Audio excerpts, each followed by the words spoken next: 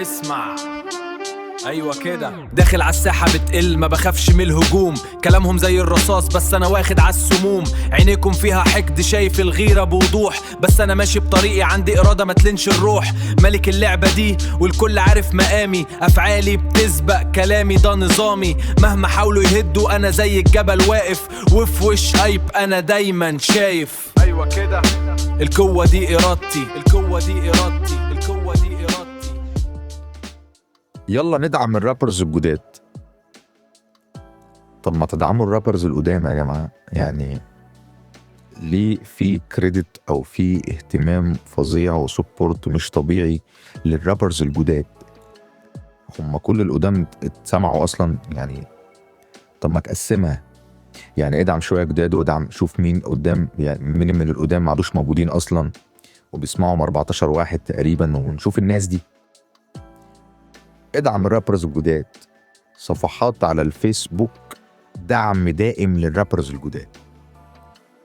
الجملة دي بقراها بقالي 7 سنين مثلا، لحد ما الرابرز الجداد دلوقتي بقوا موجودين، بقوا منتشرين، بقوا مولعين الدنيا، فلوس، عربيات، ميديا، تدخل على صفحات الراب، يلا ندعم الرابرز الجداد. ما انتوا دعمتوهم يا جماعة، في ناس قدام مش دعموهم، يعني سيبك مني يا عم، سيبك مني، انا ما حدش بيطيقني، خلاص سيبك مني. ما تدعموا مثلا ستيف ساي مثلا، الراجل اللي اعتزل وكره حياته ده مثلا وقرر يتجه لليوتيوب والكتابة. ما تسمعوا الراجل ده مثلا كده، ويعني ايه رأيكم؟ ما تدعموا مثلا هذا الشخص. ما تدعموا مثلا رومي البي. فين رومي البي؟ أين ذهب رومي البي؟ أين تركات رومي البي؟ ما تدعموا ناس تانية كتير موجودة. طب تخيل بقى الناس دي بطلت، في ناس بقى لسه شغالة يعني، ما تدعموا الناس دي. هل الموضوع متعلق بالفلوس؟ الإجابة يعني انت مع الوقت بتبدا صفحه زي دي تبقى صغير، بعد كده انت بتبدا تكبر، تمام، تبدا تكتشف ان انت عندك سلاح قوي جدا وسلاح اعلامي، فليه ما تكسبش منه فلوس؟ اخد فلوس واتكلم عن رابر فلاني، اذا هيجي لك رابر او ناس هتقول لك اتكلمنا عن فلان ومش عارف ايه وبتاع، فانت هتبقى مستني مقابل عشان تتكلم عن هذا الشخص. ممكن تدعم ببلاش في الاول، بس ده استثمار للمستقبل، يعني عشان بعد كده الرابر الجديد اللي انت تدعمه لما الدنيا تظبط معاه يبدا يأبجك يعني. فهل هي ماشيه كده بشكل منطقي؟ الراب بقى صناعه، بقى صناعه، ما كانش صناعه على ايامنا، كنا شغالين كده مع نفسنا بالهوايه يعني، لكن هو بقى صناعه وبقى فلوس، فبقت الماده هي اللي بتحكم. هل الراب ثوره الكلمات والحريه؟ ما عادش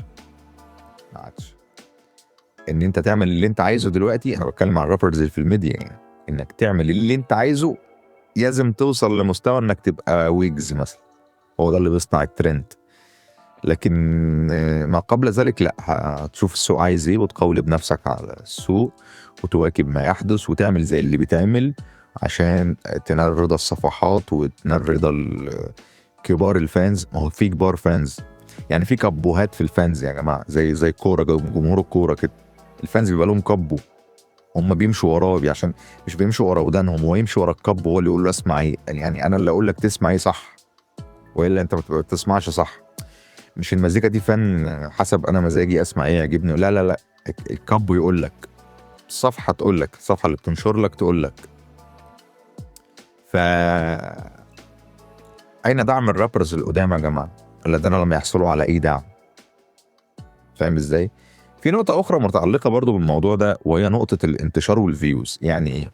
يعني في ناس بتسمع مزيكا يا جماعة وفقا للانتشار والفيوز، مش وفقا لودنه. يعني أنت ممكن تسمع له تبعت له أغنية، تمام، لو بعتها له مثلا كفويس ريكورد على واتساب ممكن يسمعه وتعجبه، تمام.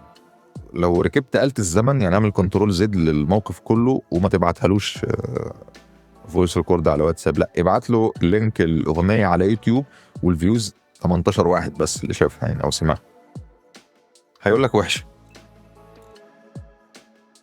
يعني هو نفس الشخص كان ممكن لو بعتها له فويس ريكورد تعجبه، لا بس هي يعني ناس كتير هي مش منتشره او محدش عارفها، وحشه. فالماركتنج بيأثر على اصل، يعني بيخدع عقل المستمع، وبيحدد له ايه الكويس وايه الوحش وده حقيقي وده موجود يعني. فانا في انتظار دعم الرابرز القدام ومستني الدعم بتاعي عشان احنا تعبنا بصراحه يعني. واشوفكم الحلقه الجايه.